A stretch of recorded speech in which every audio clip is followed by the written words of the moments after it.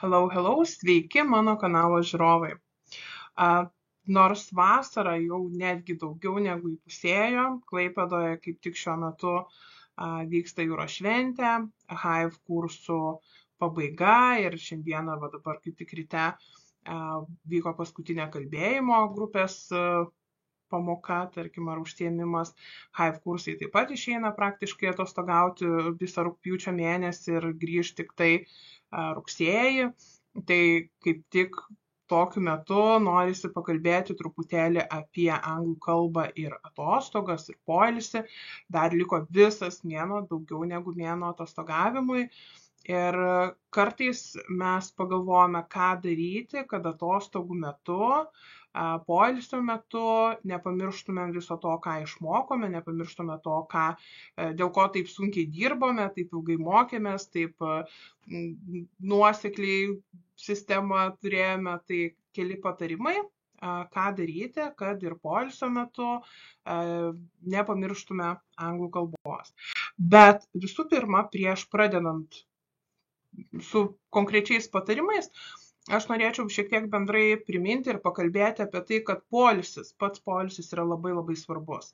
Ir mūsų smegenų veiklai, mūsų mokymosi procesams poilsis yra be galo reikalingas ir dabar net nekalbant vien tik apie, tarkim, vasarišką poilsį, nekalbant vien tik apie atostogas, bet tiek mokantis įprastai, nes nežinau, gal šitą video, tarkim, žiūrėsite jau pasibaigus vasarai ar ne, šiek tiek vėliau, tai norint palaikyti sveiką smegenų būklę, mokymosi procesus, norint užtikrinti poilsis yra būtinas. Todėl, kad poilsio metu smegenys pailsi, perdirba visą informaciją, kokia buvo sužinota ir išmokta.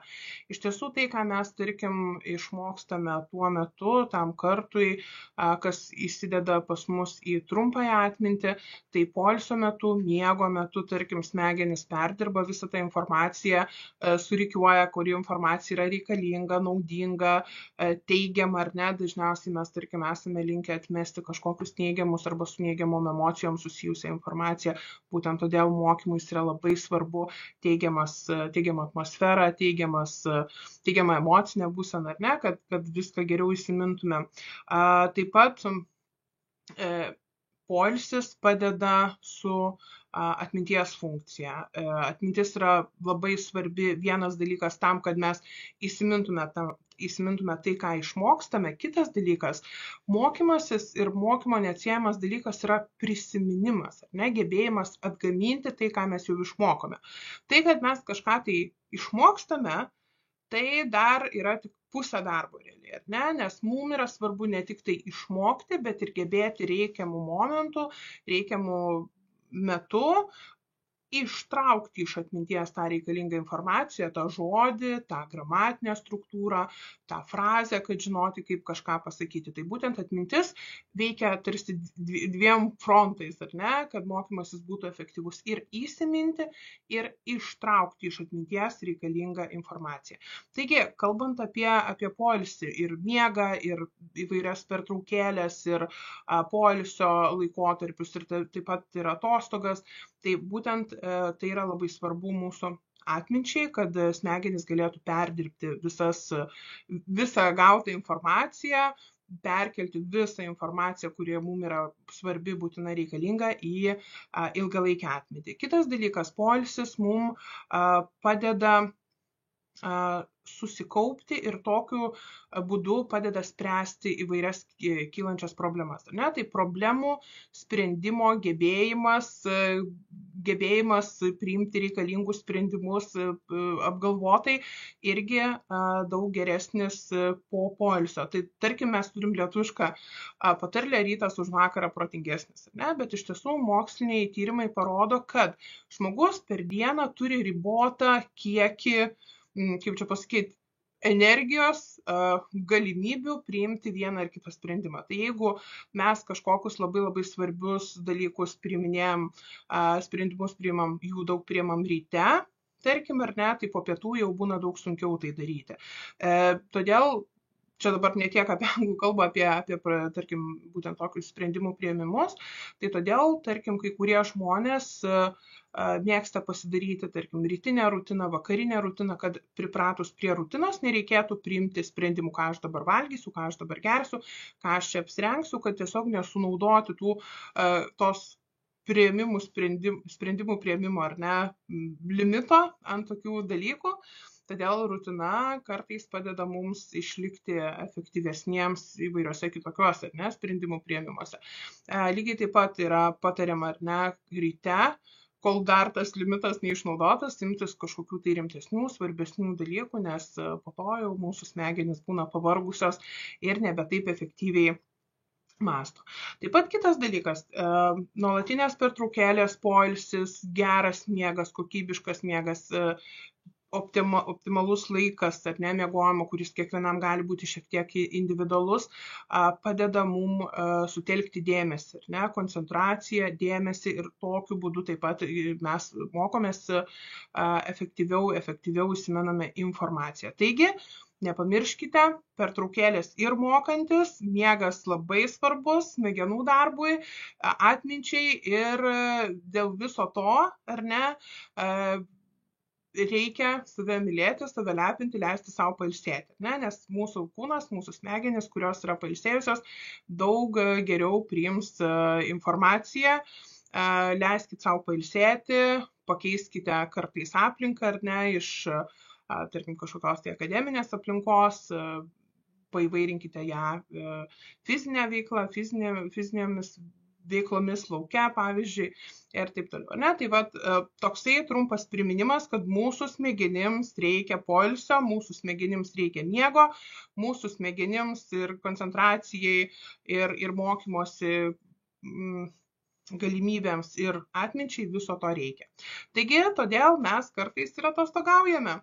Ir tam, kad sugrįžtume pailsėję, mums tų atostogų tikrai reikia. Tačiau kartais tiek daug pasimokę, tiek daug žinių įgyję, mes pastebime, kad per tą mėnesį, per tas kelias savaitės, per porą mėnesių, kai mes darome pertraukas, mūsų žinios kažkur truputėlį prapuola.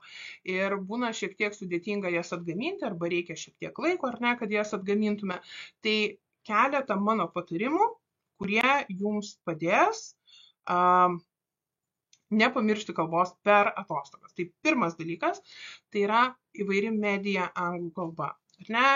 Poilsis, žinoma, poilsis neatsiejamas nuo gamtos, bet taip pat kartais norisi ir pažiūrėti filmą, paklausyti muzikos, kažką tai paskaityti, kažką tai pažiūrėti internete, kažkokius tai video. Pasistengkite, pabandykite karts nuo karto lietuviškus tekstus pakeisti angliškais, lietuvišką filmą pakeisti angliškų filmų ir pabandykite pasinaudoti tomis pramogomis, būtent naudojantis anglų kalbą. Pabandykite, pažiūrėkite, gal jau filmas bus suprastas ir be subtitrų. O kalbant apie subtitrus, tai noriu priminti, kad geriausia subtitrus yra įsijungti anglų kalbą, ne lietuvių kalbą, bet anglų kalbą. Labai natūraliai būna, jeigu mes įsijungiame subtitrus lietuviškus, mes norime nuolat skaityti, nes mums yra suprantama, ar ne, kam klausyti angliškos kalbos, jeigu aš galiu sutelkti visą dėmesį į lietuvišką tekstą, kurį aš suprantu, kuris yra man artimas, ar ne, ir natūraliai mūsų smegenys taip daro. Jeigu mes turime angliškus subtitrus, tai mums yra daug lengviau suprasti patį tekstą, kas yra sakoma, ar ne, klausimas gerėja tokiu atveju ir mes pamatome tuos žodžius, kurių nesuprantame. Kartais, jeigu tekstas būna pasakomas labai greitai, tai subtitrų pagalba mes perskaitome, ar ne, būna aiškiau, kas ten buvo pasakyta ir taip toliau. Tai patarimas, jeigu jau šiek tiek esate pramokę anglų kalbos, subtitrus visada rinkitės anglų kalbą. Ir nepamirškit, kad tikriausiai beveik visada jau dabar galima padaryti pauzę ir pasitikrinti vieną ar kitą įdomesnį žodį, jeigu tokį sutinkate, bet vasarą rekomenduočiau labiau pasiduoti tokiam pasyviam mokymuisi, imti į save anglų kalbą, patikrinti, ką jūs jau mokate, ar ne, ir pasimėgauti tais dalykais. Jeigu nėra tokios medijos, bet iškeliaujate į kažkokią tai galbūt pajūrį ar ne, pasiemate su savimi knygą arba skaitote knygą skaityklėje, pavyzdžiui, elektroninėje, tai taip pat norėčiau paraginti ir paskaityti anglų kalbą savo malonumui, ar ne? Vėlgi, primenu, kad yra pasyvus skaitimas ir aktyvus skaitimas. Aktyvus skaitimas yra, kai mes renkamės naujus žodžius, mokomės naujus žodžius, frazes, bet atostogų metu labiau vėlgi reikėtų pasiduoti tam pasyviam skaitimui, jeigu yra vienas ar kitas žodis, kurio nesuprantate, bet suprantate, kas vyksta istorijoje, knygoje, tekste, tai nieko tokio, nebūtina visų žodžių žinoti, svarbu mėgautis pačiu skaitimu. O kalbant apie skaitimą, jeigu užsuksite pas mus į Hive Discord serverį, tai ten galėsite pasinaudoti skaitimo grupės medžiagą ir paskaityti knygą ir tenai. Toliau, kitas dalykas. Nepamirškite kalbėti. Ne? Mes mokomės kalbos tam, kad galėtume ją naudotis ir pagrindę naudotis komunikaciniams tikslams. Ne, smagu yra žiūrėti kažką, smagu yra skaityti, bet labai svarbu yra gebėti iškomunikuoti, bendrauti su kitais. Tai jeigu keliaujate į užsienį, jeigu keliaujate kažkur kitur, ne, jeigu esate ten, kur ne lietuvių kalba, pasistengkite pabendrauti, pasistengkite užkalbinti. Jeigu yra labai nedrąsu, pradėkite nuo paprastų tiesiog pasisveikinimų su darbuotojais, su aptarnaujančių personalų, ar ne, pasinaudokite mandagumo frazėmis. Tai po truputėlį bus šiek tiek drąsiau. Jeigu esate Lietuvoje, tai tikrai nemažai užsieniečių atvyksta aplankyti Lietuvos. Nepabijokite, pasisveikinkite, paklauskite, gal jam reikia kažkokios pagalbos, gal reikia kažkokio patarimo ir parodykim svetingumą ir tuo pačiu pasipraktikuokime anglų kalbą. Taip pat, jeigu nėra aplink žmonių, esate tik jūs, o kalbą gaminti ar ne produkuoti reikia, tai nepamirškite, kad galite rašyti savo atostogų dienoraštį. Dienoraščio rašymas taip pat labai padeda prisiminti tą, ką jūs išmokote, atgaminti žodžius, atgaminti sakinio struktūrą, išreikšti emocijas, ypač jeigu tai yra teigiamos emocijos, tai visą laiką yra įdomu prisiminti, po kurio laiko perskaityti savo dienoraštį, kurį jūs, tarkim, rašėte atostogų metu. Ką matėte, ką nuveikėte, kokie buvo įspūdžiai, o galbūt, pavyzdžiui, paversite tą dienoraštį į atvirukus, kuriuos nusiųsite savo draugams. Toliau, žinoma, mes niekur nekeliaujame šiais laikais be telefono arba kažkokio kito išmanio įrenginio, kompiuterio, tai nepamirškite, kad ir tenai galite patyrinėti įvairias programėlės, kurios jums padės keliavimo ar atostogų metu. Galite atrasti įvairias keliautojų grupės, kur žmonės dalinasi savo įspūdžiais ar ne, ir savo kelionių įspūdžiais, savo kelionių maršrutais. Nebūtinai tai daryti lietuvių grupėje, jūs taip pat galite prisijungti prie tarptautinių grupių, kur visa komunikacija vyksta anglų kalba ir net jeigu jūs patys nekeliaujate, jūs galite pasidalinti nuotraukomis, Lietuvos nuotraukomis, savo Lietuvos kelionių nuotraukomis ir pritraukti daugiau užsieniečių, kad jie pamatytų, kokia graži mūsų Lietuva. Taip pat galite bandyti jungtis į įvairias bendruomenės, kurios jums yra aktualios ir kurios taip pat yra bendraujančios anglų kalba. Nepamirškite, pagrindinis dalykas, jau paskutinis patarimas, tai nepamirškite savo tikslų ir nuoseklumą. Poilsis yra poilsis, bet jeigu mes visiškai neprisiminsim per atostogas bent jau pasyviai anglų kalbos, tai po to bus gana sunku vėl atgaminti visas žinias ir kuo ta pertrauka yra didesnė, tuo yra sudėtingiau po to prisiminti. Ir jeigu jūs iš tiesų mokotės ne šiaip dėl savo malonumo, ne šiaip dėl pramogos, bet jeigu jūs turite labai konkretų tikslą išmokti, pasiekti tam tikrą lygį, tai tokiu metu, atostogų metu taip pat reikėtų gal susimažinti ar ne pamokų kiekį, mokymosi kiekį, bet reikėtų visiškai neatitolti nuo mokymosi.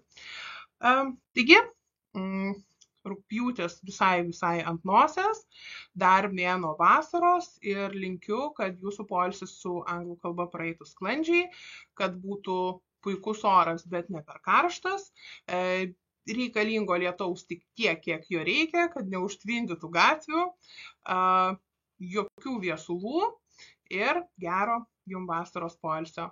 Bye bye, thank you everyone.